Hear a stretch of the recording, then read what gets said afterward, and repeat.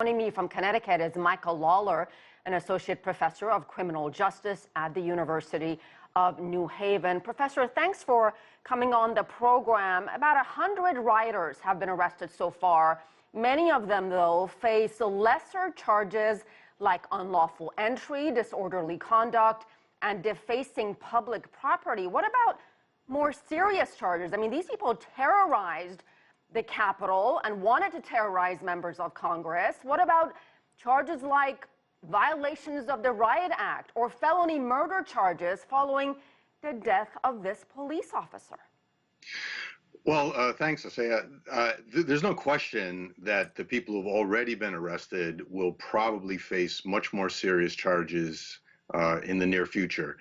And in addition to that, I'm quite confident that hundreds, perhaps thousands of additional people will end up being charged by federal prosecutors for participating in this incident. You know, it's not unusual for prosecutors to add more charges, and it's also not unusual for prosecutors to take people who've been arrested and essentially bargain with their attorneys to see if they are prepared to provide additional information against other people. So typically that's the way a criminal investigation will unfold. So I'm quite confident that there will be more serious charges and more people will be charged. Well, talk about the process of identifying, finding, arresting these rioters.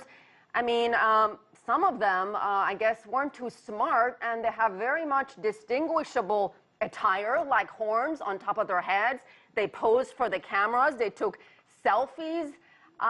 So they made it pretty much easier for authorities to find them, didn't they?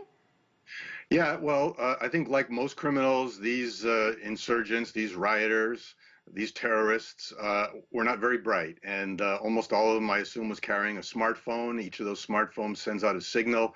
So the FBI or any law enforcement agency can apply for a search warrant. All they need to get a search warrant is evidence that a probable cause that a crime was committed, clearly a crime was committed, and the knowledge that there is evidence of that crime in a particular place. They can go to AT&T and the other internet smartphone providers, cellular phone providers, and they can ask them, tell us the names of every single one of your customers who was inside the United States Capitol between 12 noon and 6 p.m. last Wednesday. I mean, that's easy. And once they get those names, they can exclude the people who had a right to be in there, like the members of Congress and their staff. And then they start arresting people for trespassing. And once they do that, they can get search warrants to pull up their text messages and stuff like that. So I think the investigation that's underway will expand, and a lot of people are going to be implicated in it. And I think many people will regret their participation in this attempt to overthrow the government of the United States. So how soon can they face a trial? I mean, will it be this year and already, or are they out on bail? Well, at the moment, I understand most of them have been able to post bail. In the federal system, typically you're either released pre-trial or you're held based on a finding that you're a danger to the public or a flight risk. So I think some of the low-level people who are arrested probably don't fit that criterion, but I'm guessing there'll be other people who do, so they will not be released pre-trial. It is not unusual for there a year or so to go by before you get to the possibility of a trial, even on minor charges. So we'll see.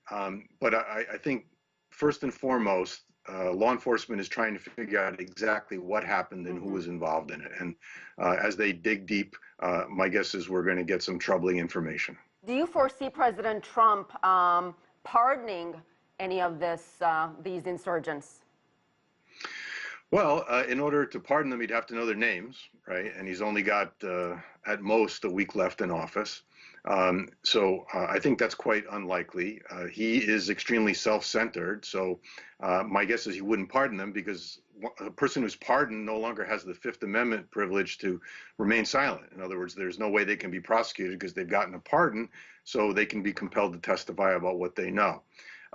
But beyond that, there's an outstanding question of whether a pardon for the purpose of accomplishing a cover-up is actually a valid pardon. And these are the kinds of questions that are asked sometimes in law school, but now might be answered by the United States Supreme Court. All right, we'll have to leave it there. Michael Lawlor, thank you very much.